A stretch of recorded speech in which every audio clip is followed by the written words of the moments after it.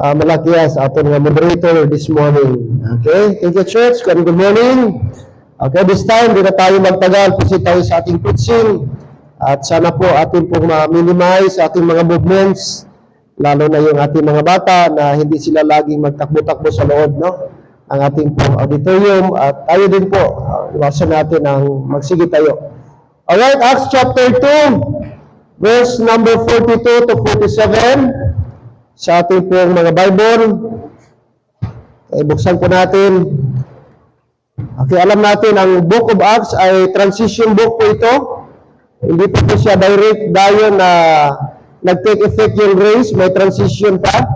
Kaya huwag tayong magtaka kung may mga miracles pa po dyan, may mga signs and wonders sa Book of Acts kasi transition pa po yan, mga kapatid. At dito po sa chapter 2, kasama po dito mga kapatid, ang preaching po, baptism nila ni Peter, nagbaptize po siya in Jesus' name, at the same time, kasama po sa salvation nila yung baptism, verse number 38.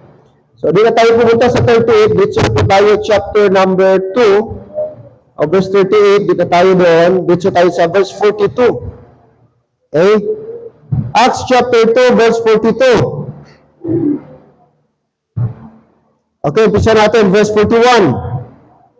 Verse 41 hanggang 47 at sabay-sabay natin basahin ang mga verses na ito. Verse 41, read.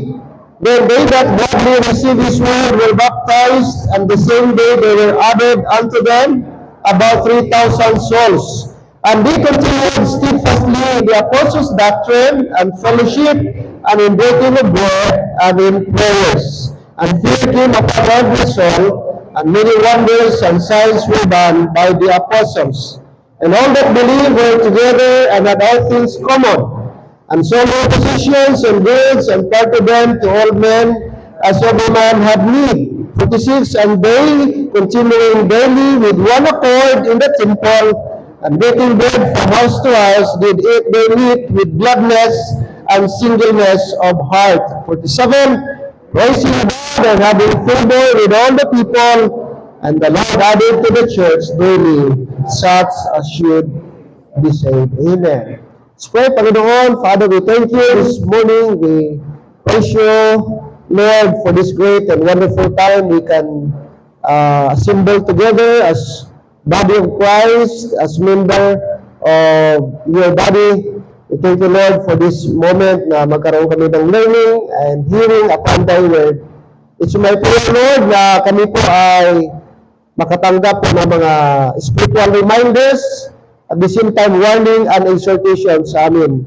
Tulungan niyo kami, Panginoon, maunawaan namin ang passage na ito and somehow ay mag-reinforce sa aming faith at maging effective pa kami, Panginoon, na inyo pong anak, magampanan namin, Lord, ang mga bagay na katulad po sa mga early Christians na kung saan napakasigasig po nila.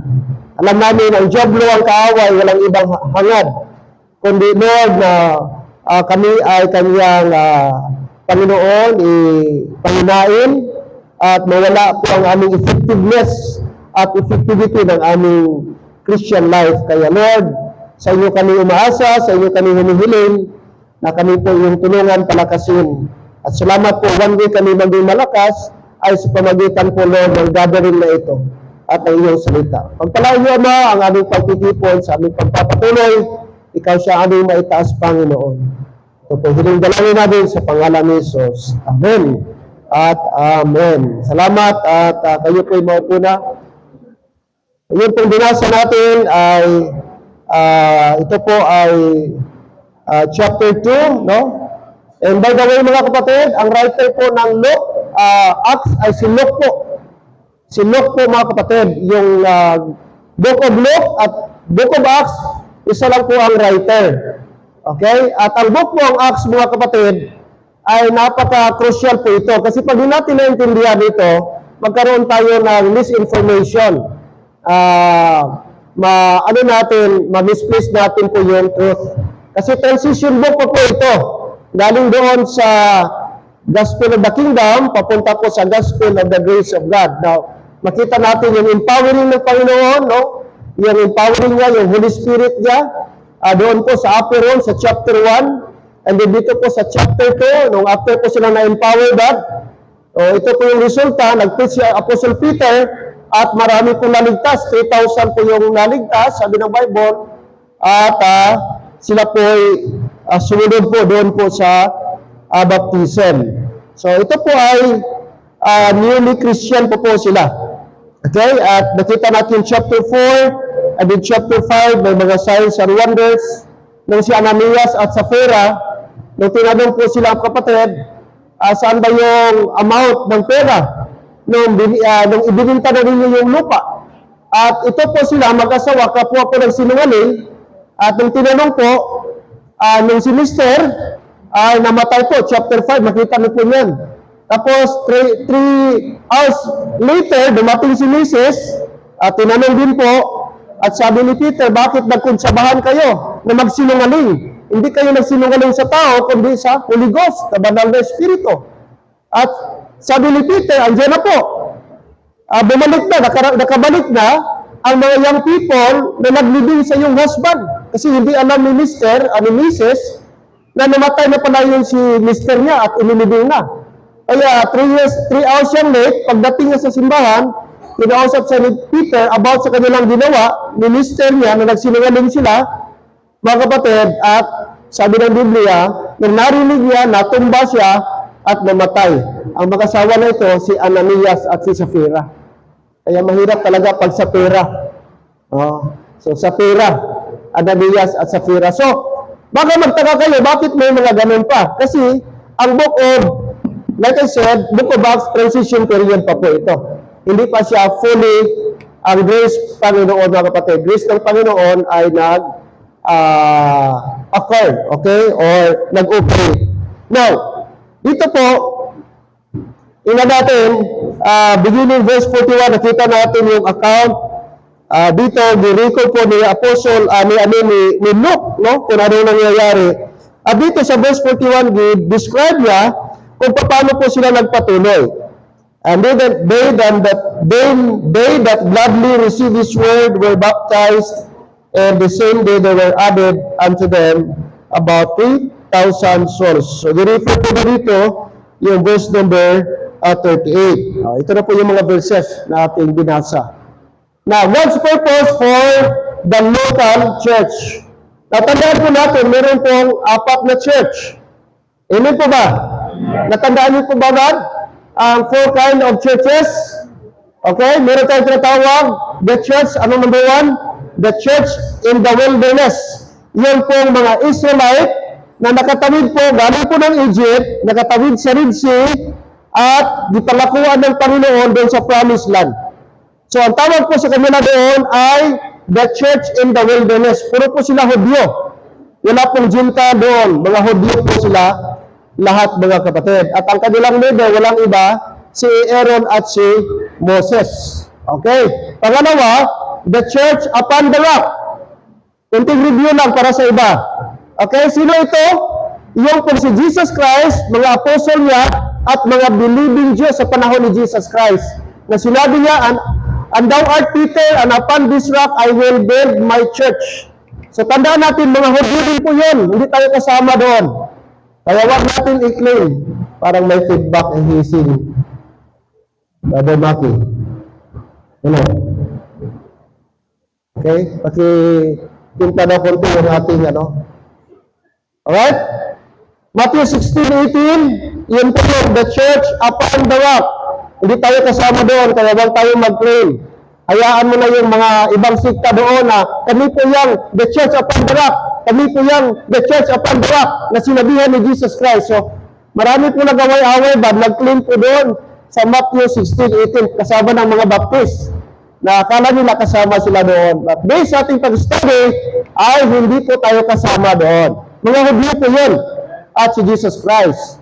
At ang pangatlo po ay tayo po. Ayun po tinatawag the church, the body of Christ. Then tayo, the church, the body of Christ. Jesus Christ is our head. Lahat ng mga saved, lahat ng naligtas sa gospel of the grace of God, na member po yun automatically sa body of Christ. At yung church na yun ay invisible. Hindi po nakikita yon, invisible. Ang ating Lord, walang iba ang ating Panginoon. Pag na-save ka ngayon, member ka automatic doon. The church, the body of Christ. At ang pangapat, ito na po, ang local church. Amen? Local church. Pangalan pa ng local church tayo po. Dito sa Marbel, meron tayong local church. Maraming local churches dito sa Marbel, sa Coronadal. Maraming mga simbahan. Pag sinabing local, may purok, may pangalan ng purok, nakalagay sa isang purok, nakalagay sa isang barangay, may identity po siya. At tayo po yun. Ito, ang ating gathering ngayon, ito po ang local church. So, ibig sabihin, di ba tayo? Dalawa po tayo na member ngayon. Pag save ka, member ka sa body of Christ. Pangalawa, dapat ma-member ka rin sa local church. Hindi pili wala kang local church. Tama? Kailangan natin ng local church para doon tayo ma-feed, doon tayo mag-grow. At in fact, lahat na sinulatan ni Paul, mostly mga local churches. The Church of Corinth, the Church of Ephesus, the Church of Colossae, the Church of Ephesus, the Church of Philippi. Lahat po yun mga local places na composed of mga local churches. Okay? Kaya, ang ating pag-aralan ngayong umaga, God's purpose for the local church. Hindi pala aksidente na meron tayong local church. Kasi mismo ang Diyos ang nagtatag, naglagay, nag-create po ng local church. Kaya hindi mo pwede sabihin, pastor, total save man ako, wala na ako simba-simba, di ko na kailangan ng local church. Mali po yun, kapatid. Mali po yun. Amen? Mahalaga ang local church. Kasi sa local church, doon ka lalago. Sa local church, gagamitin ka ng Lord doon sa local church. Walang international church. May international ngayon, MCGI, the Church of God International. A member of the Church of God International, MCGI. Very common, dating daan. Pero yung dating daan, programa nila yan sa TV. Pero ang pangalan na kanilang grupo, MCGI, Member of the Church of God International. Pag nakakita kayong MCGI, yun na yan bantay Ilisoriano. So siya lang po ang isang pastor. Siya lang ang leader. Actually, di pastor ang tawag sa kanila. Brother lang. Ganun din yun po ang concept. The same concept kay Kibuloy. Siya lang ang pastor sa buong mundo. Wala siyang pastor na katulad sa atin. Bawat simbahan may local pastor. Siya, international pastor siya. Pastor sa Pilipinas, pastor sa Hawaii, pastor sa Middle East, siya din ang pastor. So, nilalagay lang niya diyan, mga local niya kabad, mga elder, or mga lay minister lang niya, kung sa Catholic pa daw liko lang ang kanyang gina-assign diyan sa kanyang o sa mga local areas nila. Hindi po ganoon ang concept sa Bible. Dapat every local church may local pastor. Hindi pwede maging international ang pastor. Hello? Local po ang pagkalagay, pagkasabi, at ang plano ng Panginoon. Now, ngayong umaga, tatlong bagay. Ano po ang purpose ng local church? Na kung saan andito tayo napabilang mga kapatid. At ano dapat ang isang local church?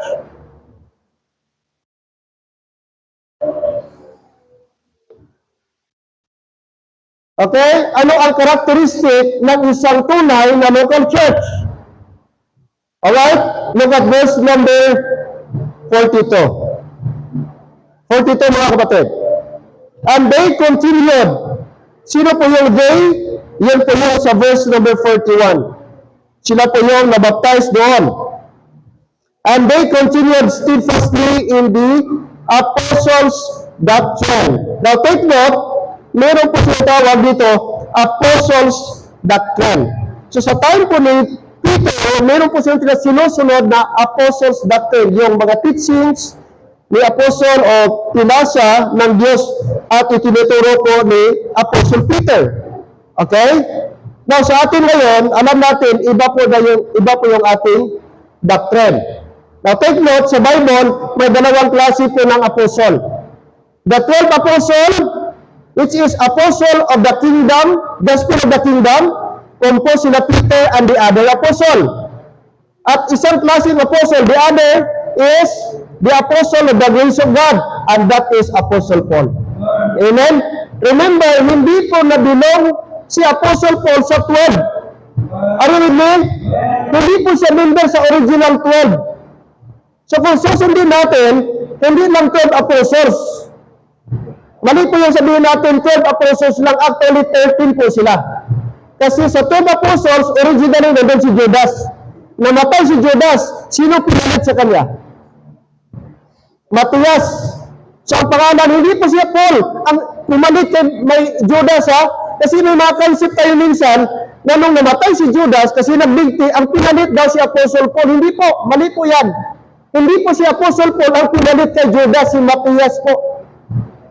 Okay? Separate po si Apostle. Kaya si Apostle Paul, mga kapatid, pang tatlo po siya na Apostle. At separate po siya. I-separate ang kanyang preaching, separate ang kanyang gospel, compare sa 12 Apostle. So dapat maliwanag yan sa atin. Kaya kung bumabalik kayo sa hapon ng Sunday, doon yung maunawaan na ganun pala. So baka sa mga first time nakarinig nyo yan, sabihin, iba talaga yung pagkarinig ko. Parang may something na mali. Hindi po mga kapatid, tama po yung narinig ninyo. Hindi po 12 apostle lahat, 13 po. At ang 13 si Apostle Paul. At take note, ang doctrine ni Apostle Paul ay separate po sa doctrine na dala-dala po ng 12 apostles. Kaya number 1, mga kapatid, number 1, ang isang local church. Ang purpose ng Panginoon, purpose number 1, bakit may local church is that magkaroon tayo ng good doctrine or proper doctrine. Sabi ng Bible, and they continued steadfastly in the apostles' doctrine and fellowship and in breaking of bread and in prayers. So napakahalaga po mga kapatid, na kahit nung una pa man, although ang kanilang doctrine nung una ay hindi kay apostle, pero makita natin, nagpapatuloy po sila. Bago pa po sila bago pa sila nabaptize, bagong Christian, pero tingnan niyo po, sabi niya, and they continued, anong sunod doon? Steadfastly. Anong word is steadfastly? Masigasig, mainit. So eager sila, studious sila. Yung spirit nila na mag-study at makinig, mag-learn po ng doctrine ay nandun. Baguhan pa ito sila mga kapatid, pero tingnan niyo po sila, eager sila matuto ng apostles' doctrine. At sa ating panahon, mga kapatid, sa ating panahon, ang sabi ni Apostle Peter, Apostle Paul, 2 Timothy 3:16, all scripture, the Bible, the entire Bible, is given by inspiration of God and is profitable. At tingnan niyo ba? Number 1, profitable for what? The scripture is profitable. In what area? Number 1, for doctrine. The same that sa verse 42, and they continued steadfastly in the apostles' doctrine. Hindi nauna yung fellowship, hindi nauna ang breaking of bread, ang prayers. Ano nauna ba? Doctrine. Amen? The same sa sinulat ni Paul, profitable for doctrine. So sa ating Christian life, mga kapatid, ang pinakauna at pinaka-backbone sa ating Christian life is doctrine. Doctrine is very important. Bakit po mga kapatid? Bakit? Number 1, good doctrine produce what? Spiritual growth. You will never grow without a good doctrine. Ang nagpapatibay sa ating Christian life at kailangan ng simbahan, magkaroon dapat ng sound doctrine. Walang kwenta maganda ang simbahan, walang kwenta maganda ang choir, ang song ng choir, ang uniform ng choir, pero mali naman ang doktrina. Walang saysay mga kapatid. Kahit maganda ang facility mo, kahit maganda ang building mo, pag depektado ang doktrina, sayang mga kapatid. Ang pinaka-importante talaga is magkaroon tayo ng good doctrine. And thank God, our doctrine is based from the Word of God. And our doctrine should come from the teachings of Apostle Paul. And that is from Book of Romans to Book of Philemon. Yun po yung mga teachings na applicable sa ating panahon. I'm not saying mga kapatid, hindi kailangan natin yung Book of Matthew, Mark, Luke, hindi kailangan ng Old Testament. Kailangan natin kasi all Scripture. Pero when it comes to doctrine and teaching, dapat doon tayo makinig, doon tayo matuto, doon tayo sumunod sa mga turo, mga aral at mga preaching ni Apostle Paul. Because Apostle Paul is our apostle in our days today. Amen? sa ating panahon ngayon. Kasi kung kay Peter ka, na doktrina ba, kay Peter ka makinig, sasabihin mo, magpabaptize ako para masave. Kasi si Peter, nagbaptize siya para sa may maligtas. Ang tanong ngayon, kailangan ba natin magpabaptize sa ating panahon para maligtas? Hindi po. Kasi panahon na tayo ng biyaya. Ang kaligtasan ay kaloob, regalo ng Diyos, mga kapatid. At ang turo ni Paul na maligtas ka pag ikaw'y tumilala, nagtiwala sa sapat na ginawa ni Kristo doon po sa cross. And that is the gospel of the grace of God found in 1 Corinthians 15:1-4, Ephesians 1:13. Mga kapatid, Ephesians chapter 2 verse 8 and 9. Titus chapter 3 verse number 5. Amen? So pag naligtas ka ngayon kapatid, at sinabi mo, Pastor, ako'y naligtas sapagkat ako'y nagpabaptize. Kapatid, maling gospel ang natanggap mo. Hello? Pastor, sigurado ako sa langit sapagkat 2 beses ako nabaptize. Kaya sure ako sa langit. Kapatid, maling kaligtasan ang natanggap mo. Kasi ngayon, hindi na po requirement ang baptism para maligtas. Ang requirement, magtiwala ka lang. For by grace are you saved through faith, and that not of yourselves. It is the gift of God, not of works, lest any man should boast. Napakaliwanag po, kapatid. Kaya sabihin mo, ano bang paraan ng kaligtasan mo? Tama ba sa panahon mo? Nag-confess ako ng sins, Pastor? Kapatid, baka maling gospel ang iyong napakinggan. Kaya kailangan mo ng tamang gospel. And thank God, ang good doctrine, mga kapatid, will produce spiritual growth. Walang lalago na Kristiyano sa maling doktrina. Kung mali ang doktrina mo, kapatid, pwede kang lumago pero hindi paglago na katulad sa Panginoong Diyos. Hindi growth God na naayon sa growth na dapat para sa atin. Okay? Kaya importante mag-aral tayo ng Biblia. Amen? Mag-aral tayo, magsuri tayo. Christians, kung meron ng isang bagay na dapat nating i-master, dapat nating kabisaduhin, that is the teachings of the Word of God. This book, ikabisado natin ito, i-master natin ito, i-familiarize natin ito. Amen? Nakakahiya, tatawagin tayong Bible Baptist, tapos wala tayong alam na mga verses. Pag tinanong tayo, ano bang dalawang program sa Bible? Ano ang dalawang program sa Bible? Makasagot ba tayo diretsahan? Pag may nagtanong sa atin, kapatid, alam mo bang dalawang program sa Bible? Dalawang program. May program ba? So yun ang may rap. So dapat alam natin na mayroong tinatawag prophetic program spoken by the apostles since the world began. We prophesy na sa Bible, hindi pa na-create ang mundo, we prophesy na. That is the prophetic program. Pangalawa, the mystery program. Keep secret since the world began. At yun na yung mga kapatid na program na yun, binigay lamang kay Apostle Paul. At nabibilang ko doon mga kapatid, ang gospel of the grace of God. Okay? So dapat alam natin yun, mga kapatid. Alright? Good doctrine. Anong sabi ng Bible? Good doctrine produce spiritual growth. Kaya hindi ibig sabihin na lagi ka nagsisimba ay nag-grow ka na. Nag-base ang grow, mga kapatid, sa ating pag-learn ng Bible. Hindi ka walang absent sa church every Sunday. Pero ang tanong, mga kapatid, hindi po siya basis para nag-grow ka na. Ang basis yung nakinig ka, nag-study ka, although makakontribute ang pagpunta mo ng church, pero hindi po enough ang pagpunta. Kailangan tayo mag-study ng Word of God. Diyan pa tayo. Good doctrine. Good doctrine. Mga kapatid, napaka-importante po yun. Pangalawa, ang reason o result, pag meron tayong good doctrine, is that deepen faith. Alam mo, pag mag-study ka ng Bible, mga kapatid, the more mo makilala ang Panginoon. Nakikita mo yung sarili mo, at ma-amaze ka ba kung gaano ka-amazing ang Panginoon sa kanyang cross work, yung sufficient work niya, anong mga benefits sa atin. Basahin niyo ang book of Ephesians.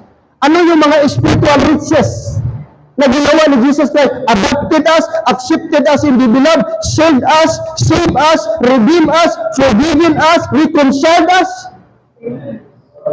I challenge you, basahin mo ang book of Ephesians. Mga kapatid, ma-realize mo gaano kabait ang Panginoon. Grabe yung amazing na ginawa ng Diyos sa buhay natin. Sino tayo without God? Alien? Strangers in the covenant? Without strength, without hope, without God? Yun tayo mga kapatid. But imagine, ang ginawa ni Jesus Christ doon sa cross, nung siya namatay at nagtiwala tayo sa kanyang ginawa. Na-seal tayo, na-forgiven tayo, na-reconcile tayo, and we have home in heaven. We have peace with God. We are accepted in the beloved. Wow. Isn't it amazing, mga kapatid? Ginawa ni Lord sa buhay natin. Kaya, pag tayo magkaroon ng ganito, mga kapatid, it deep in faith. Walang Kristiyano na mabitin ang kanyang pananampalataya, God, na walang pag-aaral sa Bible. Walang pakikinig sa Bible. It will never happen and you will never grow kung walang Word of God. Kaya kailangan, mga kapatid, no? Please, I challenge you. Kung meron tayong time sa Facebook, mag-discuss social media, mabuti rin mga kapatid sa Bible. Personal study is important. Personal study is essential, mga kapatid. What else? Ano pa ang benefit? Pag meron tayong good doctrine. Number 3, or third one is, it gives moral clarity. Ma-define mo, saan ba ang wrong? Saan ba ang tama? Ano ba ang godly? Ano ang godly? Ano ang righteous? Compare sa unrighteous. Magkaroon ka ng moral clarity. Pag wrong ang doctrine mo, hindi mo ma-identify yun. Ano ang tama at mali? Kasi ito ang good doctrine, it will guide us. It will direct us. Ma-identify natin, mga kapatid. Hindi po ba? Kaya kailangan very essential. Kaya sabi ng Bible, and they continued steadfastly. Steadfastly. I'm not saying, mga kapatid, cheerful giving is not good. No? Mag-topic tayo ng mga giving about offering. Pero kung puro na lang giving, at walang teaching, yun ang di maganda. Maraming mga churches ngayon, ang conference, puro cheerful giving. Pero ang tanong, kumusta ang doctrinal mo? Na-equip ba tayo? Grounded ba tayo sa truth? Amen? Kasi at dahil na baribad, ang pinaka-basis is the doctrine. No? The doctrine, mga kapatid, yun ang pinaka-importante. Kaya dapat by strengthen tayo doon. Ito yung number 1 na dapat natin, mga kapatid, dapat tayo dito mag-strive. So, the purpose of the local church, purpose number 1, is to have a good doctrine. And thank God, mga kapatid, by His grace, ay nakita natin, naamtin natin, at nagkaroon tayo ng good doctrine with the truth. Amen? With the truth. At magkaroon lamang tayo ng good doctrine, God, pag nag-apply tayo ng rightly dividing the word of truth. Kasi without rightly dividing the word of truth, Ephesians 2:15, God, you will never have a good doctrine. You can only have a good doctrine when you adopt, when you practice, mga kapatid, the rightly dividing the word of truth. Okay? So a real church God, a genuine church, a true church of God will adopt the mystery program. No? Dapat magkaroon ng mystery program. Pag iwalain mo God, pag i-reject ng mystery program, problema. Ang pag-interpret mo sa Bible ba, halo-halo na. Kaya dapat meron tayong rightly dividing the word of truth, mga kapatid. Okay, next. Ngayon po, spiritual growth. Ano ang resulta ba? Magkaroon tayo ng spiritual growth.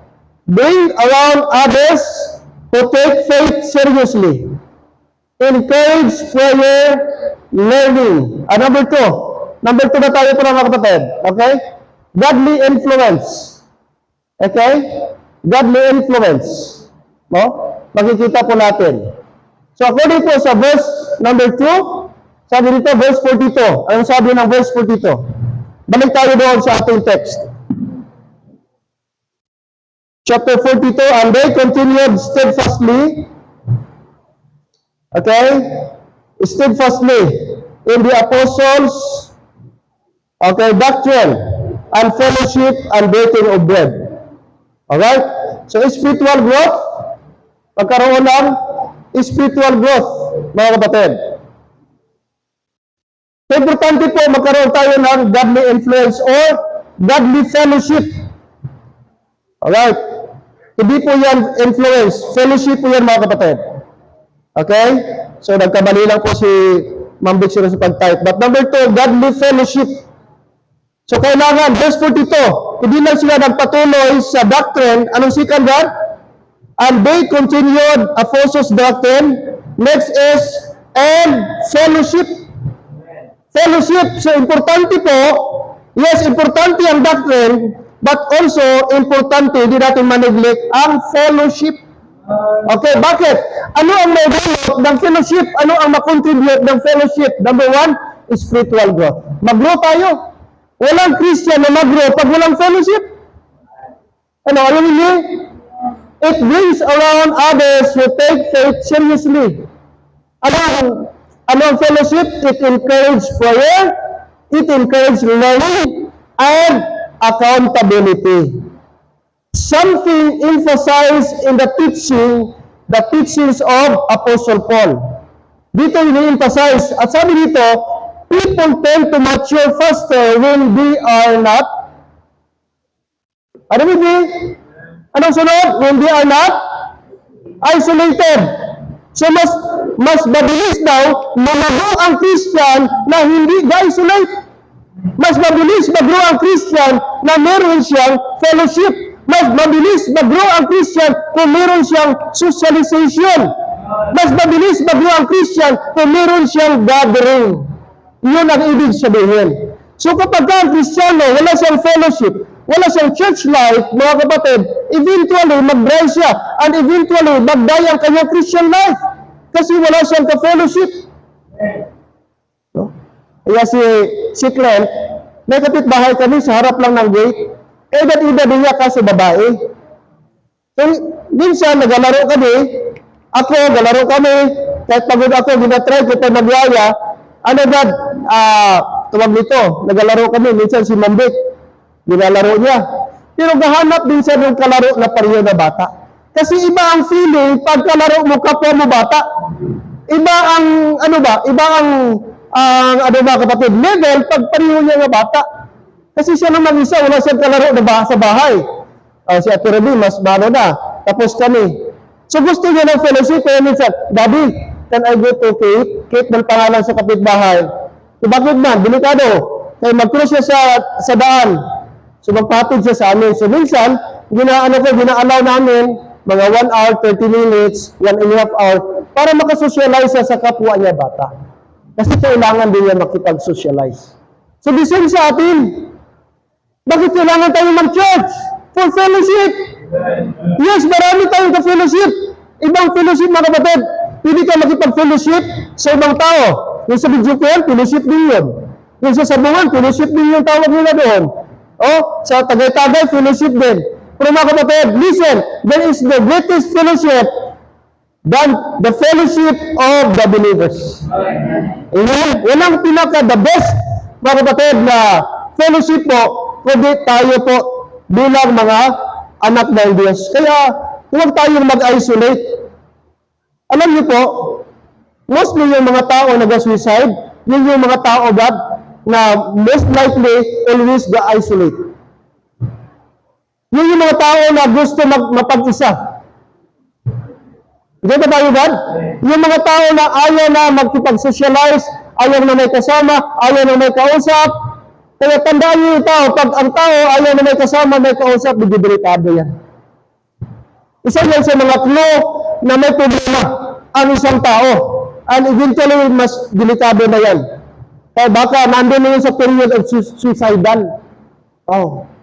Mostly sa mga tao bago mag-suicide, ayaw na makipag-usap, gusto sila lang lagi, wala silang kasama. And eventually, mga kapatid, hindi maganda ang resulta. Ganun din sa ating Christian life. Pag lagi tayo nag-iisa, and by the way, mga kapatid, we are not created and designed to isolate. Kaya nga meron tayong kasabihan, no man is an island. Walang tao na mapag-isa. Interconnected tayo. Gidesign tayo ni Lord na may kasama. Gidesign tayo ni Lord na makipag-socialize. Kaya nga nung nakita ni Adam na ang rooster may kasama, ang mga hayop may kasama, bawat isa, everything na nakita niya sa paligid, may kasama. Nung tinignan niya yung sarili niya, nalungkot siya. Kasi sabi niya, ang rooster may kasama, ang birds may kasama. Siguro nakita niya yung mga iba pang mga hayop. Nakita niya lahat may kasama. Pagtingin niya, sabi niya, parang wala man akong kapareho sa akin. Itsura. Kaya sabi ng Panginoon, it is not good for a man to be alone. Nasabi ng Diyos mismo, kasi nakita niya nga empty si Adam. Napakaganda. Perfect ang garden. Maganda ang mga bunga. Maganda ang flowers. Maganda ang mga hayop. Walang nangangagat. Tama ba? Walang nangangagat. Hindi pa sila wild. Mga kapatid. Ano pa sila? Domestic pa sila. Ano pa sila mga kapatid? Pero, bakit di siya masaya? Despite perfect ang paligid niya. Perfect lahat ang creation. Perfect ang mga flowers. Sobra pa sa makita mo sa mga poster. Pero bakit malungkot si Adam? Kasi mag-isa lamang siya. Kaya ang Panginoong Diyos, nagawa ng paraan, pinatulong siya, at out sa kanyang rib, tinanggal, pinuha, deform na tao, at naging iba. At doon na po siya na kumpleto. Kaya mga kapatid, anong tawag sa babae? Helpmate. E may kanta, bone of my bone, flesh of my flesh. Kasi galing dito. So masaya na si Adam since then. Now, finally, nagkaroon na siya ng partner. So ganun din sa ating Christian life. Wala kang ginisahin ni Lord, maligtas ka tapos wala kang Christian life. Maligtas ka, wala kang simba-simba. Maligtas, nasave ka nga, pero wala kang kasama. Mga kapatid, hindi po ganun. Ang plano ng Diyos na makipag-fellowship tayo. Amen? Godly fellowship. Why? Doon sa fellowship, ang result niya, ang benefit, magkaroon tayo ng spiritual growth. Amen. Thank God. Ako mga kapatid, na-influence ako, na-introduce sa akin ng fellowship. Nung na-Christian ako, wala na akong ibang desire kundi makipag-fellowship sa Christian. Kapwa Christian. Kaya kung tunay kang saved, are you saved? Okay. Dapat hindi mo i-miss ang fellowship. Imagine that, sinong kasama mo, Monday to Saturday? Sa mga private, Monday to Saturday ang trabaho. Di ba mostly, sino kasama mo? Di mo Christian. Kapitbahay mo di Christian. Tingnan mo mga saham sa kapitbahay mo, sakop ka pa. Miss na kita, hanap-hanap. Haamak mo na. Kanta ba? Kahit di mo plano na mamimirize mo na kay minasakop ka. Amin doon sa kalananda sa harap namin. Araw-araw patugtog mo pambihira. Na maisip-isip ko ka barangay ko nila. Di ba pwede magpa-sounds na sila-sila lang? Wala, namumulahaw ka pa, natutulog ka pa, ang sounds, miss na kita. O paano yan? Oo, magba-sounds ka, hindi mo na marinig yung sounds mo ba? Kasi natatabunan na yung sounds ng kapitbahay. Eh ngayon, kung wala ka pang Christian life, sige ka absent, ano na lang song ang papasok sa isip mo? Tapos kung nagsimba ka man, late ka, hindi ka na naka-participate sa kantahan. Ang saya ng kantahan. Saved by the blood of the crucified one. O ngayon, kaya wala ka mga ano. O ano na yung kanta mo? Hindi na miss na kita. Kailangan ng fellowship. Kaya kung kaya natin makipag-fellowship sa Sunday, hindi lang po enough ang Sunday morning. Balik pa tayo sa hapon, fellowship pa rin tayo. Balik tayo sa Merkulis, fellowship tayo. Alam mo ba kapatid? Di ba tayo? I-try mo, di ba ako nakapunta mag-abroad? Pero mostly sa mga tao nag-abroad, lalo na sa Middle East, ang testimony nila, Pastor, uhaw na uhaw kami sa fellowship. Kaya pag makakita kami ng Filipino, talaga kami, lalo na yung mga Christian, actually hindi ba Sunday ang kanilang simba doon sa Middle East? Friday, kasi ang Friday doon, equivalent sa atin dito, God Sunday. I don't know kung tama ba, agree ka ba, Brother Marvin? Sunday na. Sa Saudi lang. Pero sa ibang lugar, katulad Dubai, pwede na. Sunday na. Oo. Kasi malayo sila sa pamilya. So ang kanilang parang support system, dito tayo, yung support system ba, yung mag-sustain sa kanila, yung mag-strengthen sa kanila, yung pilo nila ng mga Christian. Fellow believers nila, kay malayo sa pamilya, di mo alam, nung umalis pa, baka broken family, nung pagpunta nila sa abroad, kaya wala silang mahugutan ng lakas, yung fellowship sa mga Christian. Kaya napaka-importante. Tanungin mo si Anda, di ba? Oo, galong na yun siya. So godly fellowship, spiritual growth. Importante mga kapatid. Diyan ba tayo? Letter D. Ano pa ang significance ng godly fellowship? Unity and mutual care. Kaya nung ito, bagong Christian pa lang ito, Acts 42, nag-learn na sila ng fellowship, God. Hindi lang doctrine, sabi ng Bible. And they continued steadfastly in the apostles' doctrine and what? Fellowship. Kaya natuwa tayo, nakita natin si Brother Charles na amen? Na-miss natin ang fellowship. And maybe, na-miss din niya tayo. Na-miss natin ito. Na-miss natin si Chelsea. Na-miss natin si Faith. Na-miss natin si Brother Renante. Na-miss natin si Sister Melanie. Wala tayong ibang gina-decide. Wala. Mga kapatid, hindi natin. Wala tayo. Di ba natin na-miss si Vice Mayor? Di ba natin na-miss si Mayor? Okay lang makita natin yan, pero yung fellow Christian mo, matagal mo nang hindi nakita. Ibang happiness, ibang feeling. Ilan? Siguro, nakita ko si Mayor, mag-meet kami. Several times, nakita na kami ni Mayor B. Si Governor, nag-meet na kami in person. Nakita kami, nagpunta ako sa Provincial Capitol. Nakausap ko mismo si Provincial Governor, Tamayo. Na-meet ko siya. Pero iba yung experience na makita mo yung tao, yung pinaka Christian that. Ibang excitement ba? Iba ang feeling mga kapatid. Kaya dapat doon tayo, yung fellowship sa kapwa natin. Godly fellowship, ano sabi? There's a sense of belonging, where people support each other in practical ways, emotionally, spiritually, even materially, instead of competition. So ito yung nakukontribute sa fellowship. Nag-support tayo. Nag-support tayo sa isa't isa in a practical way sa anong paraan, sa anong aspeto, emotionally. Diba? Kahit may problema ka sa bahay, mabigat yung puso mo, pero nung pumunta ka sa church, sis, andyan ka. Wow, sis, happy din ko ba? Sis, salamat sis, nagkit-alay ka. Diba? Sis, gapri ako sa imo. Ikaw na, nag-gapri ka rin sa akin. Diba? Hindi lang dyan nag-gapri sa akin, may sister, ako nag-gapri sa akin. Yan, ano ang ating emotion, ma-lift up, mga kapatid. Ma-lift up, ma-stir up, ma-refresh tayo sa pamagitan ko ng fellowship. No? Emotionally, spiritually, even materially. Yung mga tao na down sila, pero mga kapatid, doon sa fellowship, na-revive sila. Doon sa pagsimba nila, na-lift up sila. Kaya napakahalaga po, no? Importante po yung godly fellowship. Ito po yung nangyayari sa mga early Christians ba? Doctrine. Next is fellowship. Alright. So spiritual growth, unity, and mutual care. There's a shared commitment to another's well-being. Naka-encourage ka? Na-encourage din? Na-encourage ka rin sa kanila. So mutual po yun. Kaya importante po, mga kapatid.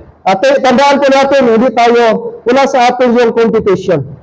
Hindi po yan attitude at spirit ng mga tao na member of the body of Christ. Ang spirit natin God is to lift up, to encourage. That should be the spirit na dapat nandun po sa atin. Amen? Okay? So bakit kailangan tayo mag-church? Kailangan ang local church, anong importance niya? Unity and mutual care. Nandun po ang benefit mga kapatid. Okay? And then, letter C, encouragement and strength.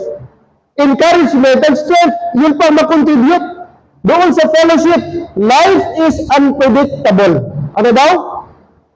Unpredictable, di mo alam kung anong mangyayari. Next day, next week, buhay ka pa ba?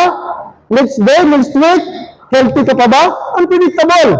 Kaya, okay, life is unpredictable and fellowship provides a support system during hardship. Having others to reinforce hope and perspective can make a significant difference in how someone handle struggles. Amen?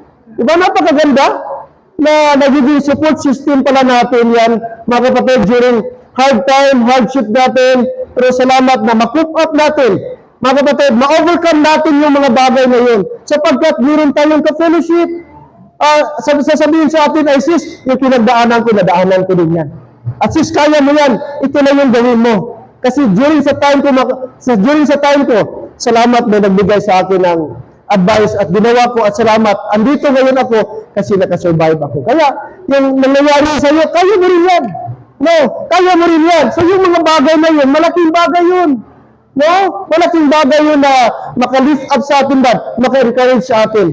Kaya anong sabi dito po? Ephesians 4:2, with all lowliness and meekness, with long-suffering. What is the word? Forbearing one another in love. What is forbearing? Forbear. From the word forbear. Yun ang sabi ni Paul, na kailangan tayo meron tayong pagpapakulo ba? Pagka maamo, tapos meron tayong pagtitiis, at saka magkaroon tayo ng attitude na forbearing. One in another. Forbearing one another in love. So, ibig sabihin, yung problem niya, para bang makisama ka doon. Makipasali ka doon. Kung halimbawa, kung sa bahay pa yan, nakita mo, ang mga tao, binubuhat nila yung mabigat, nagibuhat ka rin.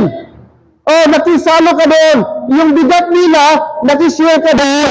Yun ang ibig sabihin forbearing. Para yung bigat nila na mapunta sa kanila, ma-distribute. Mabawasan ang bigat. Ay, hindi. Sa pamagitan ng iyong contribution. Sa pamagitan ng contribution mo. Yan ang ibig. Hindi siya matamaan, hindi siya matamaan sa ilong pa. Sapagkat may somebody na nag-contribute. Nakishare ng burden. So, yun ang ibig sabihin forbearing. So, kapag halimbawa, may kapatid ka o may kasama ka, nabibigatan, nagpipigati, nagasoro sa affliction, tinulungan mo, bibisitahan mo, gipungan mo, halimbawa, Sister Mirenor, tapos may problema sa financial, sasabihin mo, sis, wala bang ko, bato nga kwarta din, pero amo lang pero bato na ni, hindi dapat isip na baydan mo ni, ibulig ko na rin sa inyo, kung ano man siyang gamay lang. May kakabalong ang gamay mo, dako na dito sa iya. Ang gamay mo gali, dako nga impact ang makakontribute sa kanyang problema. So, yun ang ibig sabihin ng forbearing. Kaya kailangan ng fellowship kasi mahirap mag-forbear kung wala kang fellowship. Okay? So, forbearing, mga kapatid, one with another in love, mga kapatid. So, anong number 3 na encouragement, mga kapatid? Benefit sa godly fellowship. Number 1, ano to? Ano ang purpose? Bakit po mayroon tayong local church? Number 1, for good doctrine. Number 2, for godly fellowship. Fellowship ito, na-influence lang na type. Fellowship, mga kapatid. And number 3 and last. Andiyan na tayo? Okay. Alright. Okay, meron pa. Letter D pala. Joy and sense of purpose. Another benefit, pag meron tayong ka-fellowship, joy and sense of purpose. Shared worship. Okay? Shared service. And shared connection tend to deepen meaning everyday life. Diba napakaganda? Pag lahat tayo nag-worship, lahat tayo nag-serve, ma-feel natin yung pong connection. Alam niyo po, bakit unique ang Pinoy sa buong mundo? Merong mga foreigner, sinabi nila, naiinggit ako sa inyo mga Pilipino. Sabi ng Pinoy, bakit po?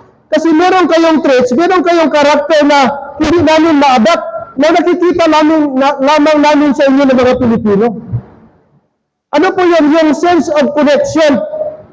Alam niyo po yung mga Pilipino sa abroad, yung pag nagkita-kita sila noon, halimbawa sa Europe, itong palagay France, kita mo, itsura Pilipino. Oy, Pilipino ka? Oy, taga-diri ka sa Pilipinas. Ay, taga-Coronadal. Oy, kapit bahay lang ta, taga-Jinsan ko. Diba? Bago lang sila nagkita.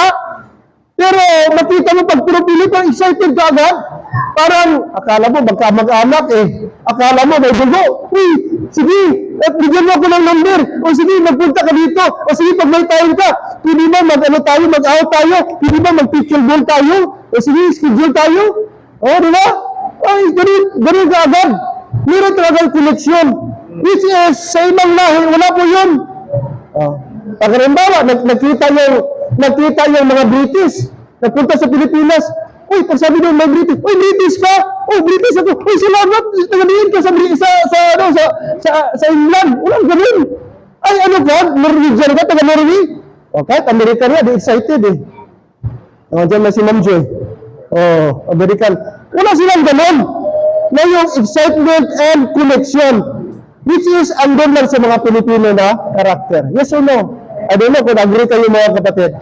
Oh. Pero ako gano'n, dito pa nakasalamuha ako. Pag sinabi, taga-Bukid doon. Puntahan ko ka, lapitan ko. Sir, ma'am, saan sa Bukid doon? Doon ako, taga-ano ako sir, taga-Valencia. Kapit bahay lang tayo, malay-balay yung amin. Parang may connection. Lapit na yung ating airport na Bukid. Sa December na, may airport na dito sa Bukid doon. Finally, may airport na dito. Kita mo lang, airport ng topic ha? Pero, nakakumita ka agad ba? Ganun. So, ganun din sa Christian life. Meron tayong connection. Dito nakakulit tayo. Kasi pareho tayo ng Espiritu, pareho tayo ng teaching, pareho tayo naniniwala ng Bible. At wala yan mga kapatid, sa believer.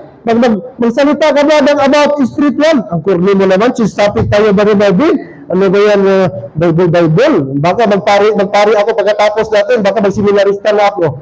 Wala minsan, ganun kaagad ang pambuhat ng mga tao pag spiritual gani, Christian ang topic, ayaw nila. Kasi parang nakulihan sila o ano nila, para bang, nalibad ba rin o sa kanila. Kasi di sila makakonect. Unlike sa atin, pag spiritual Christian, Bible ang topic, may connection tayo. Kasi pareho tayo ng Espiritu. Nawala sa mga unbeliever, mga kapatid. Kaya po, sabi dito, joy and sense of purpose. People feel part of something bigger than themselves. Diba napakaganda, mga kapatid? Kaya importante po na meron tayong fellowship. Pero huwag natin inis ang fellowship. Hindi perfect ang katabi mo ngayon. May mga weakness yan, Dad. May mga negative din yung katabi mo ngayon. Nasa likod mo, nasa harap mo, nasa gilid mo. Lalo na ako, kay Pastor. May mga pero huwag natin gawing excuse na huwag tayo makapag-fellowship. Pero kung meron ng weakness, mas lalo na yung unbeliever. Tayo may weakness, pero minimal lang. Kaya dito ang ating real fellowship. Okay? Hindi lang enough ang Sunday morning, even ang ating hapon, masaya pa rin mga kapatid, at masarap makipag-fellowship pa rin tayo. Amen? Diyan pa tayo? Alright. And number 2 ang last. Ano yung number 1? The purpose of the local church for us to have a good doctrine. Number 2, for godly fellowship. And the third and final, for generous giving. Basahin natin dan, 44 and 45. Tignan dito ang mga bagong Christian. Bagong baptized pa lang ito, 44. And all that believe were together, take note, were together, nagkaisa po sila. And had all things common. Ibig sabihin, walang kanya-kanya. Ano ginawa nila? And sold their positions and goods and parted them to all men, as every man had need. Okay? So, grabe yung spirit nila, mga kapatid. Pinagbinta nila, ipinagbili nila ang kanilang ari-arian, mga material na bagay. At ano ginawa nila? Gipartida nila, gidistribute nila doon sa mga kapatiran na may mga pangangailangan. Imagine mo, nang nakita nila, si kapatid, walang makain. Siguro nag-usap si Mr. and Mrs. Sabi niya, Pang, okay lang Pang, ibenta natin itong ating baka. Bakit po? Kasi si kapatid, nakita ko, kawawa naman. Wala silang makain, wala silang masaing. Kaya kung okay lang sa iyo, ano natin? Ganun yung kanilang feeling. Walang naglikta, hindi sila biliktahan ni Peter. O sino man nagpirsa sa kanila. Kusa silang gumawa nito. Pinagbili ang kanilang ari-arian. At yung pera, hindi nila gibangko, hindi nila gi-invest. Ayun na sige. Saan nila ginamit? Saan nila unparted them sa mga pangangailangan. So, ano ang benefit o anong result kapag meron tayong generous heart? Ano ang result? Number 1, letter A mga kapatid, nagpapakita ito, it is a manifestation of a changed heart. Amen? A changed heart, giving loses the grip of greed and shift focus away from self. So yun pala, ang pagbigay natin kapatid, nililose natin. Kung dati, ganito ka. Kung dati, grabe ka, ganun. Ngayon, ganun ka na. O, loose na. Hindi na greed, kundi loose. So, ang pagbigay daw, it will save away from self. Kasi ang tao talaga, by nature mga kapatid, by nature ang tao is selfish. By nature ang tao po ay greed. Yes or no? By nature mga kapatid, aminin natin ang tao ayaw magbigay. By nature ang tao gusto niya sarili niya muna. Pero nung na-Christian na tayo, naligtas na tayo, binago na tayo ng Diyos. Si Kristo na ang ating halimbawa. Though he was rich, he became poor. Mga kapatid. Alright? Apostle Paul often connects generosity with sincere giving. Becomes expression of love rather than obligation. So pag kuripot ka, ay baka hindi pa na-change ang heart mo. Kasi kung ikaw ay naging tunay na saved, o I mean, mga kapatid, okay, natanggap mo na yung kaligtasan ng Panginoong Diyos, dahan-dahan po, gradually, hindi ba siguro biglaan, but gradually, mga kapatid, iyan ng Panginoon, babaguhin ng Panginoon. Babaguhin ni Lord ang puso mo. Noong una, self-centered ka, pero ngayon, God-centered ka na. Okay? Iyan ang isang benefit, mga kapatid, sa isang tao na meron tayong Holy Spirit, magkaroon tayo dahan-dahanan at change heart. Look at the Macedonians. Example natin, wala na tayong enough time, pero chapter 8, pagbasahin mo 2 Corinthians chapter 8, na mahirap sila, salat sila, kulang sila, and yet, nakaya pa nilang magbigay para sa gawain ni Apostle Paul. Hello, amen? Sino ang Macedonians ba? Deep poverty, great affliction, pero tingnan niyo po ang kanilang attitude, na pagbigay pa rin sila. Hindi napigilan, hindi naging hadlang, hindi naging reason ang kanilang pagkukulang, ang kanilang kulang, kasalatan, mga kapatid, na hindi magbigay. Ibig sabihin, ang pagbigay, ang pagiging mahirap ay hindi exemption na tayo hindi makapagbigay. In fact, basahin mo, as a matter of fact, mga kapatid, as a matter of fact, mostly sa mga tao na giver sa Bible ay hindi po mga mayayaman. No! But mostly mga kapatid, yung mga tao ordinary lang. Gawin doon sa ripat, yung nagpakain kay Prophet Elijah. Sino nagpakain? Sabi ng Bible, widow woman.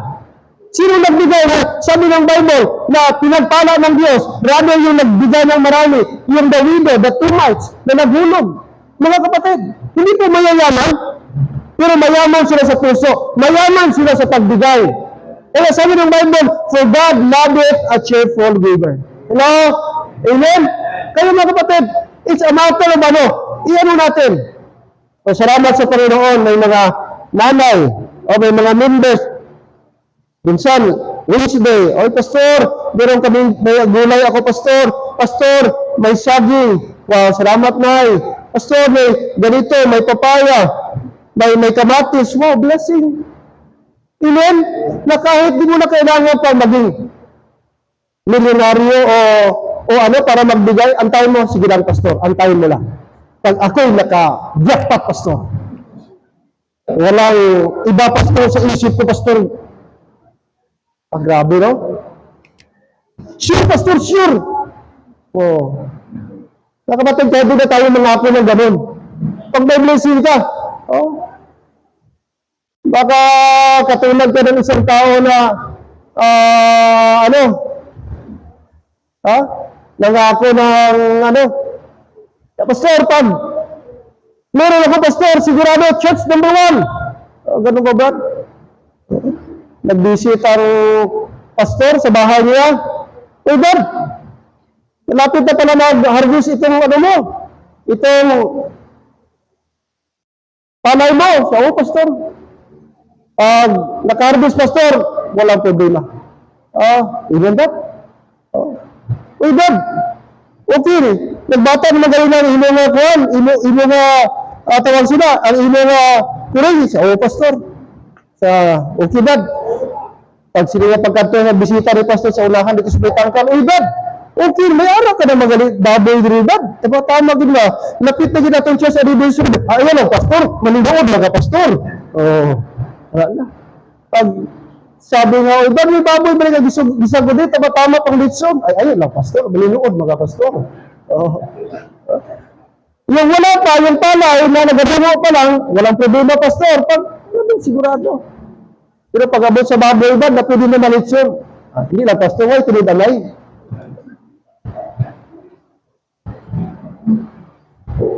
Na-choose na bang hard natin? Hello, amen? Sana ma-choose mga kapatid? Kasi pag hindi ma-choose, hindi tayo maka-experience ng generous giving. Kailangan mo na ito at change heart. Change heart. Dito magsimula lahat. Pag ito mga kapatid, ang good, magpatuloy, wala. Kaya tingnan nyo mga tao ngayon. Sino ito nakakuha ng mali-malitang pera? Mga mahihirap ba ito? Mga member ba ito ng purpose? Hello?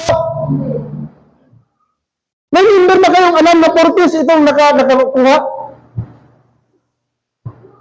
Sabi lang sa balita, si Ramon Bong Revilla Jr. nag-allocate ng project 1.2 billion.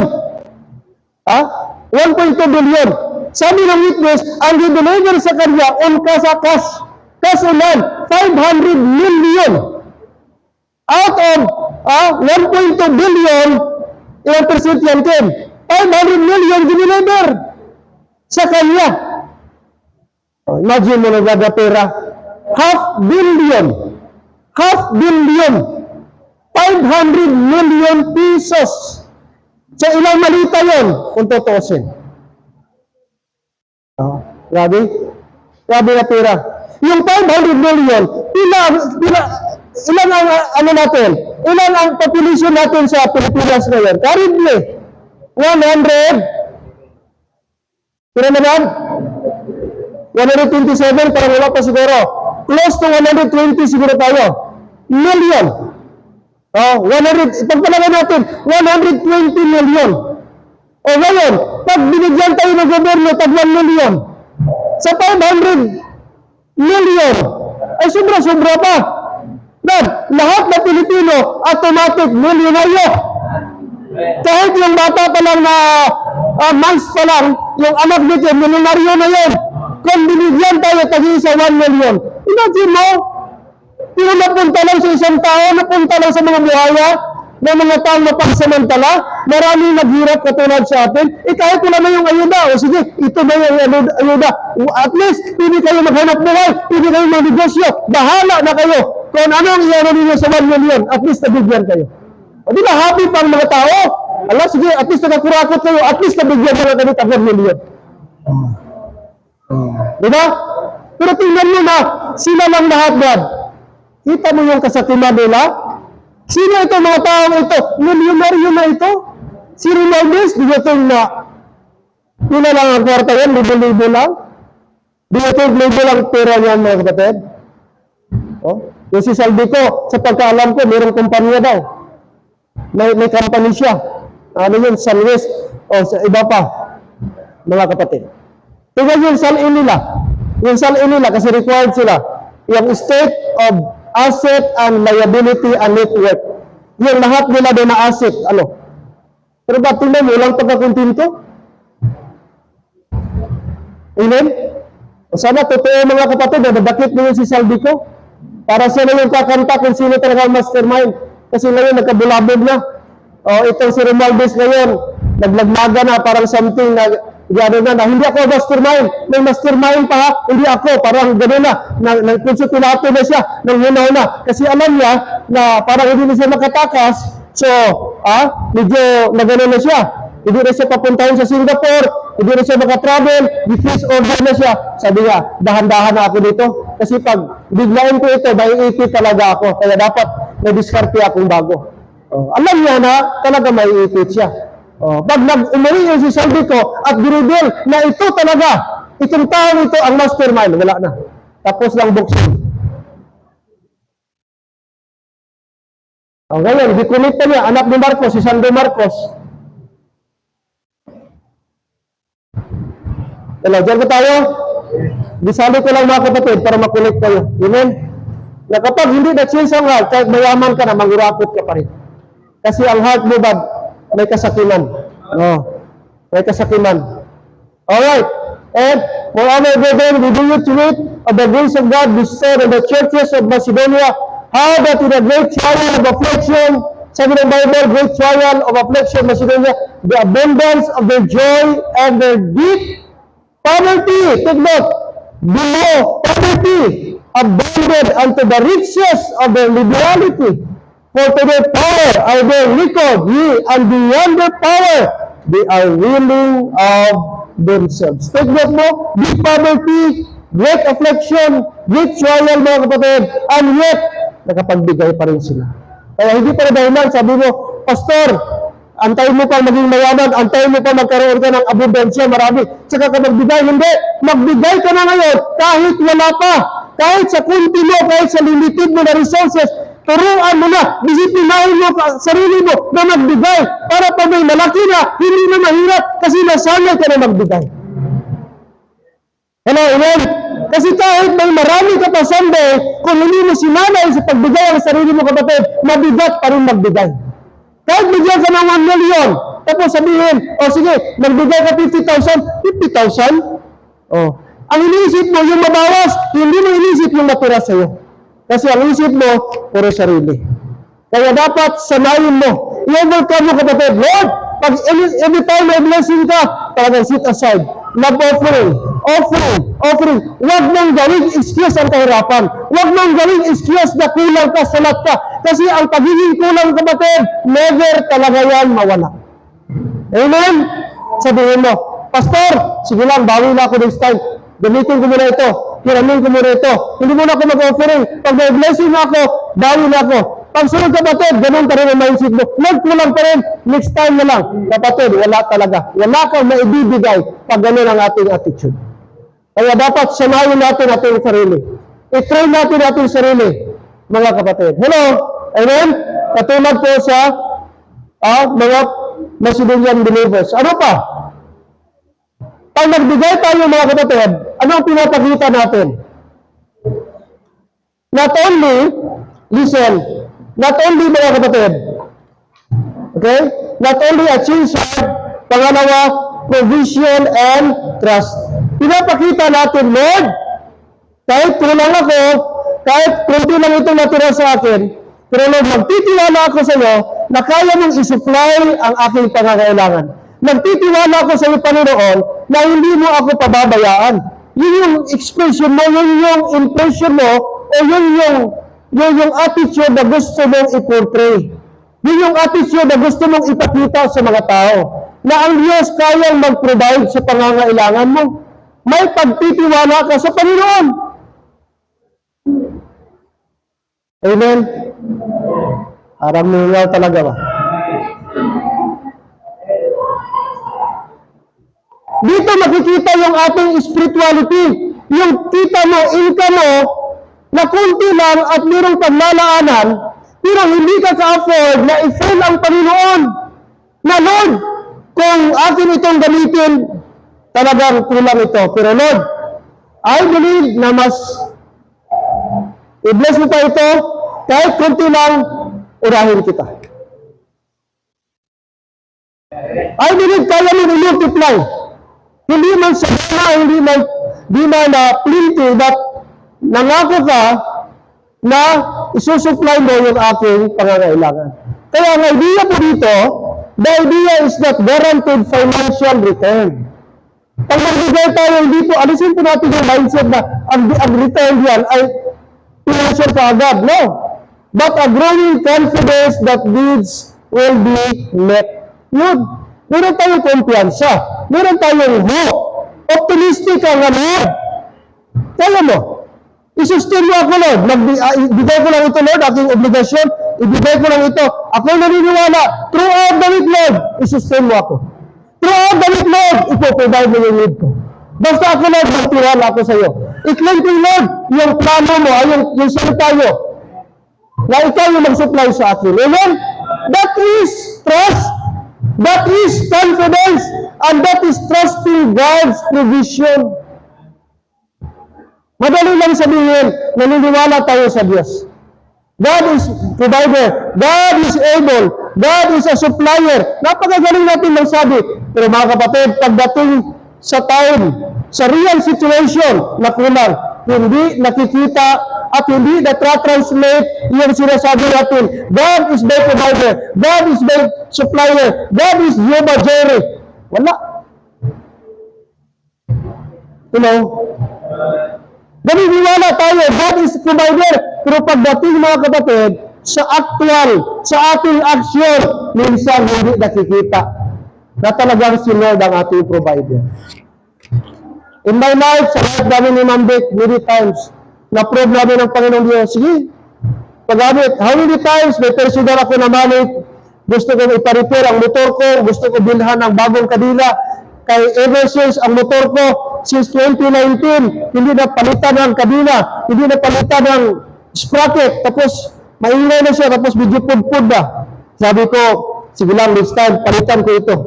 Nagkaroon ako ng love gift sa police ministry. Bigyan ako ng love gift. Ay, tama-tama, makabili ako ng kadila. Sabi ko, next time na lang. Pagdaan ko doon, malapit City Hall. Lord, unahin ko muna ito. Kaya malapit namin church anniversary. Ayaw ko tuwang lang ang aming plant box. Gumawa ako ng plant box, kaya ang sinunod dapat may tanim na. Binili ko ng tanim, kudikstag na yung kadila, natakbo ko na yung motor. Importante, may flowers na ang aming unit. Napakabait ng Panginoong Diyos. Nagtaka ako na next day, gibalo sa Lord, yung aking nagasto, na sobra 1,000, ang binalik, sobra pa doon, halos na times 2 pa. Napakabait ng Panginoon. Amen? Wala man ako ga-expect ng balas. Sabi ko, basta, unahin ko lang si Lord. Gusto ko matabunan ng flowers yung gilid. Pero tingnan mo, gumamit ang tao, nagbigay din. Kaya mga kapatid, huwag tayo, alisin natin yung agam-agam, alisin natin yung sarili muna. Hindi mo maramdaman at hindi mo maranasan ang miracle ni Lord pag hindi ka nag-umpisa. Provision and trust. People who practice generosity often becomes what? Less anxious about what they have because they are not clinging to it. Sa mga tao na mga kapatid, na usually nag-practice ng giving, sila yung mga tao na less anxious. Hindi sinabi, walang anxious, walang worry. Pero sabi ng Bible, sa lesson, less anxious. Wala masyadong hindi sila stressful. Sapagkat mga kapatid, alam nila na hindi nakasalalay sa mga material na bagay ang kanilang buhay.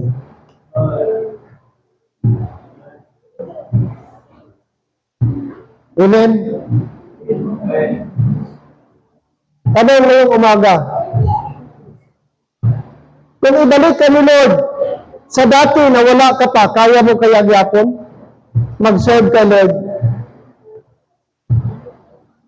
Katulad kay Job, nawala lahat, nawala yung anak niya, nawala yung ari-arian niya, nawala yung mga livestock niya, nawala yung servants niya, nawala lahat. Pero sabi ng Bible, still he worshiped the Lord. Sabi niya, the Lord giveth, the Lord taketh away. Blessed be the name of the Lord. Amen? Ang Diyos ang nagbigay at ang Diyos din ang may karapatang magkuha. Sabi niya, naked shall I came out of my mother's womb, and naked shall I return thither. The Lord giveth, the Lord taketh away. Blessed be the name of the Lord. Masabi ba natin yan, katulad kay Job? Pag kinuhabad ng Diyos, ang mga ganitong bagay na minsan, doon tayo nag-cling, doon tayo ang ating confidence. Sana kapatid, ang ating confidence na sa Panginoon. Provision and trust. Lord, ikaw ang bahala nito. Bigay ko lang ito, ikaw ang bahala sa akin. That is provision, that is trust. That is trust, mga kapatid. Alright, ang sabi ng Bible, 1 Timothy chapter 6, verse 6 to 8, but godliness with contentment is great gain. Verse number 7, for we brought nothing into this world, sapagkat wala tayong dala dito sa mundo. Ano sabi nito kay Timothy? It is certain, that is definitely, that is sure, it is certain, we can carry nothing out. Yung singsing mo, God, na napakaganda. Yung rilo mo, yung kulintas mo, yung earring mo. Pag napatay ka, wala. Ilogan lang na. Buksan tatungkuan. Kabaon ni Jim Ramirez, katong napatay ko. Ang iya to nga pustiso, gulawan to. Oh. Di ba may mga tao minsan na pag nabatay na, pag alam nila may mga jewelry doon, ginagawa nila ba? Tawag doon? Ginabuksan pa nila? Ibig sabihin, walang madala talaga. Wala tayong dala. Amen? Wala. Kaya huwag natin ipagdalaki. Huwag natin ilagay yung ating confidence doon. Wala, mga kapatid. Gaano man kalapad yung lupa mo, pag namatay ka, wala. Kailangan mo lang, 2 by 2 by 6. Oh, mga kapatid, 2 feet, 2 feet wide, mga kapatid, 2 by 6 by 6. Ang lapad, 2 feet. Ang haba, 6 feet. Ang lalim, 6 feet. O, ganun lang. Hindi naman isang hektarya ang kailangan mo. Maliit lang, amen? Ang Muslim nga pag nilibing sila, hindi gangga. Ang ibang ginapa silanting. Ginapa pungko lang. Ganun lang, hindi, kaya limited lang yung space. Having food and raiment, let us be therewith to be content. Yes, mga kapatid, ito naman, chapter 4. Tingnan niyo po. Tingnan niyo, sino halimbawa natin dito? Si Joseph o Barnabas. Chapter 4, verse 32. And the multitude of them that believed, di ba tayo? Were one of heart and of one soul. Never said any of them that aught of the things which he possessed was his own, but they had all things common. And with great power gave the apostle witness of the resurrection of the Lord Jesus. And great grace was upon them all. Anong sunod? Neither was there any among them that lacked. For as many as were possessors of lands, may mga kapatiran, may mga lupa, may mga bahay, sold them, binita, and brought the prices of the things that were sold.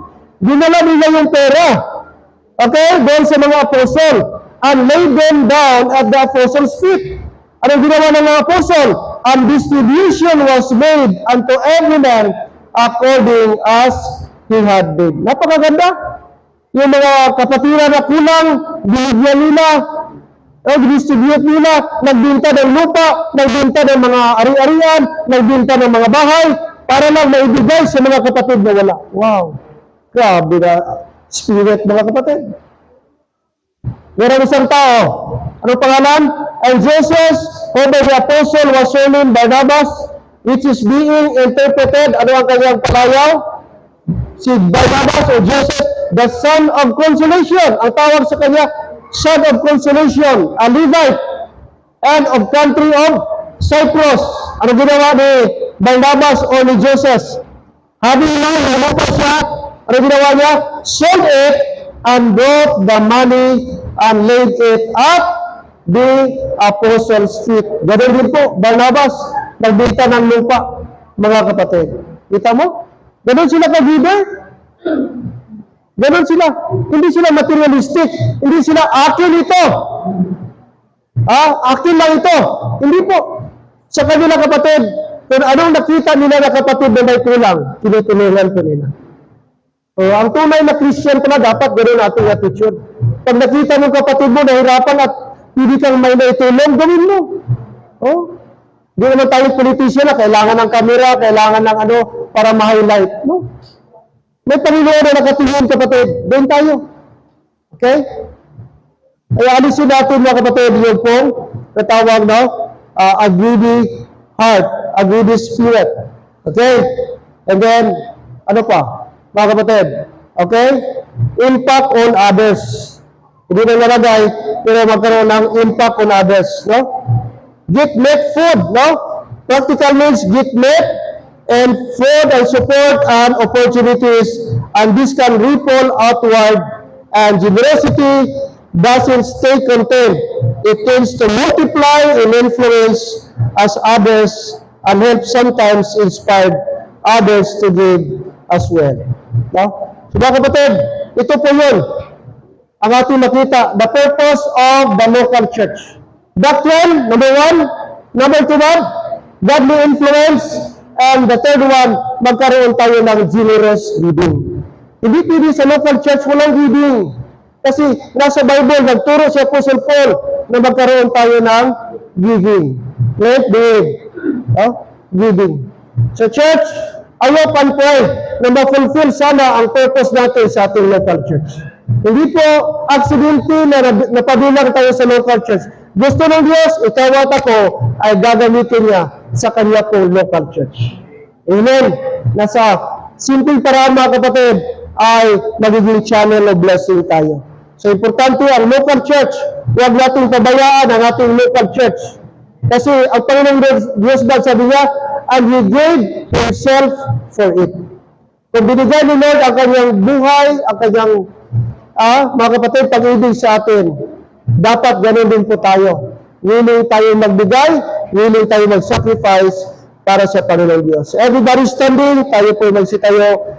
Gracious, loving, and eternal Father, we thank you, Lord, this morning. We thank you sa mensahe na pinaabot niyo sa amin, Lord, about the purpose of the local church. And thank you, dear God, na nalaman namin at narinig namin na there are three purposes kung bakit meron kami local church.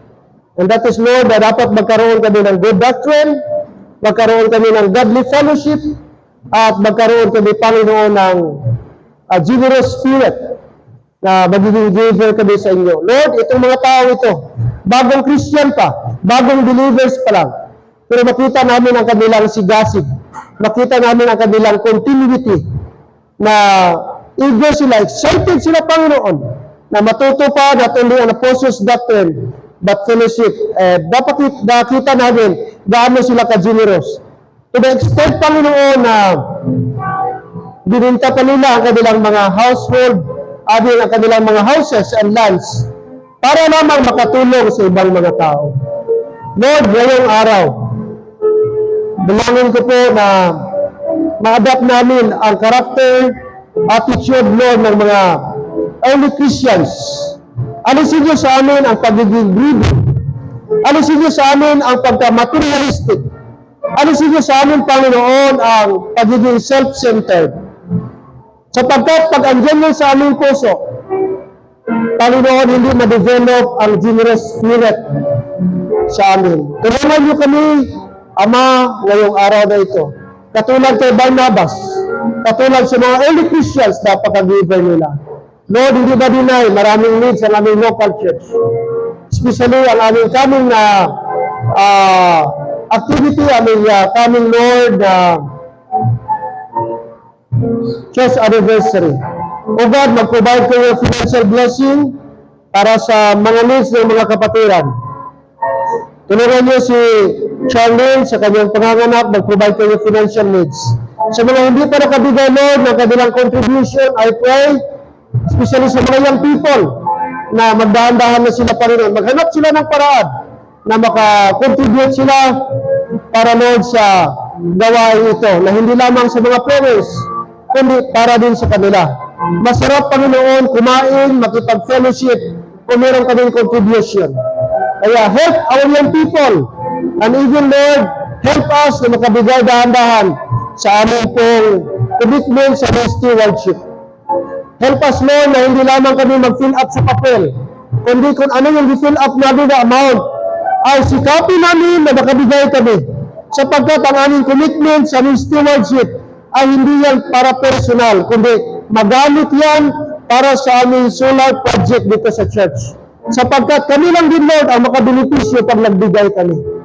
Lord, naiwasan namin ang brown out, kahit may brown out, may magamit kami. Kaya, Lord, Lord, na po sa Bible, ang mga taong generous, pinagpala niyo, Panginoon. Ang mga taong giver, Lord, i-bless niyo, Panginoon. Kaya, I pray this morning, tulungan niyo kami na maalis sa amin ang pagiging kuripot, maalis sa amin, Lord, ang inuuna ang sarili. Alisin niyo sa amin ang takot. Palitan niyo, Lord, ng confidence. Palitan niyo, Lord, ng Panginoon, yung faith namin, ang trust namin. Na huwag kami magpadala na unahin namin ang sarili. Lord, na po, na Lord, kaya mo. Kaya mo, Lord, i-provide, i-sustain ang aming need. Kaya, Lord, salamat sa mga nagbibigay na, pero kailangan pa namin, Lord, ma-develop ang aming giving.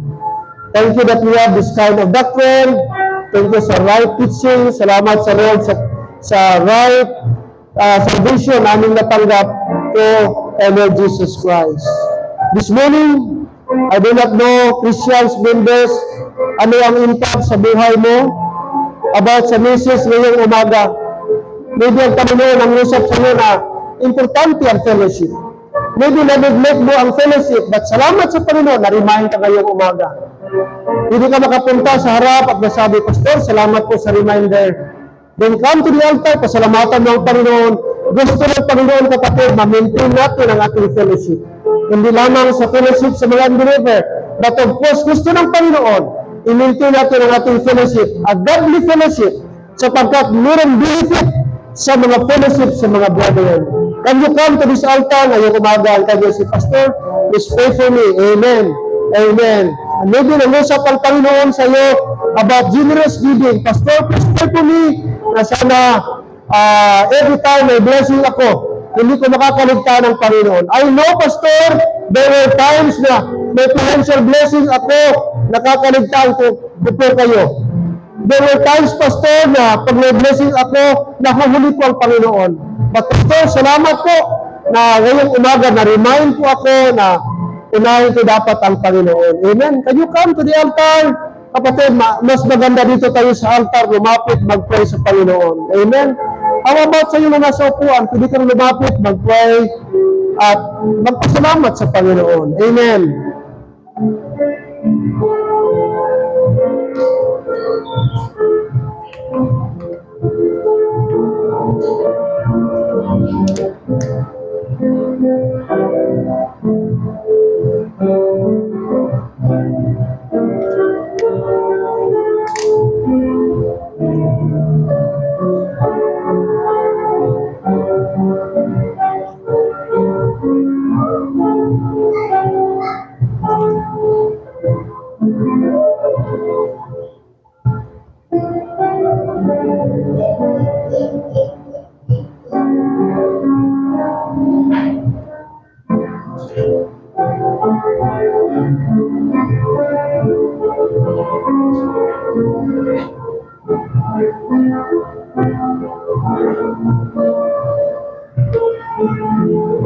Our gracious, eternal, and loving God, thank you, Lord, for this moment. We can commit ourselves before you. We acknowledge, Lord, our failures and shortcomings. Many times, Lord, we fail. Many times, hindi namin kayo na-recognize every time meron kami mga financial blessing.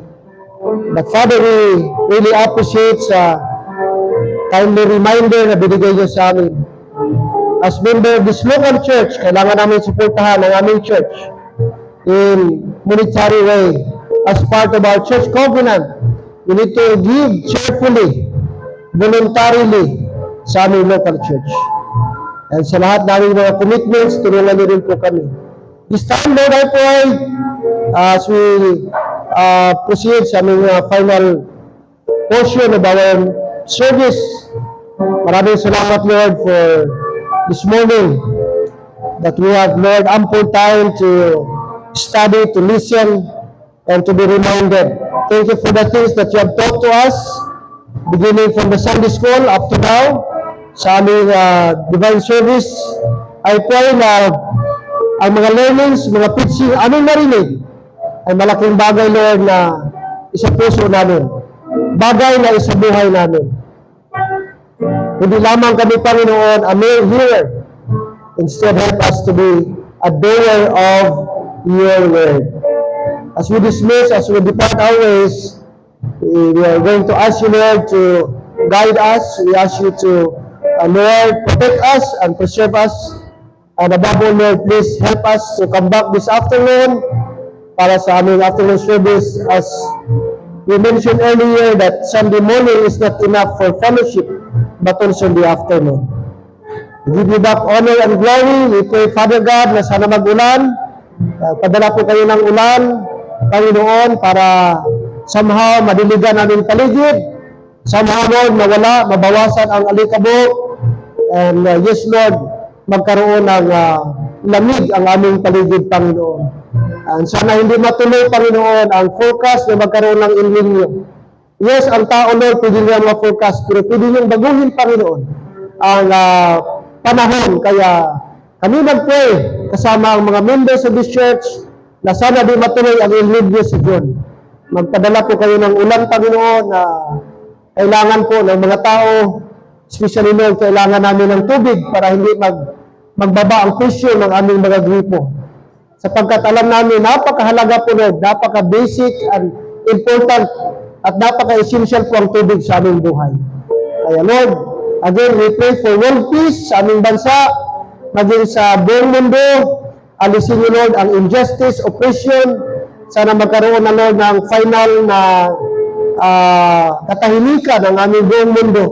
Sana magmahalan ang mga tao, Panginoon. Hindi manaig ang injustice at pagbubuli, Panginoon.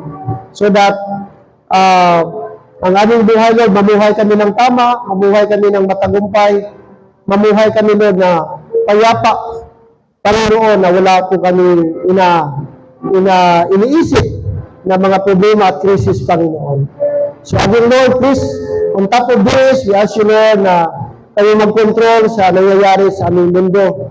Maging sa aming bansa, divided kami, Panginoon, but we pray for your mercy, for your favor and grace. And all these things we pray, we ask, Lord, in Jesus' name.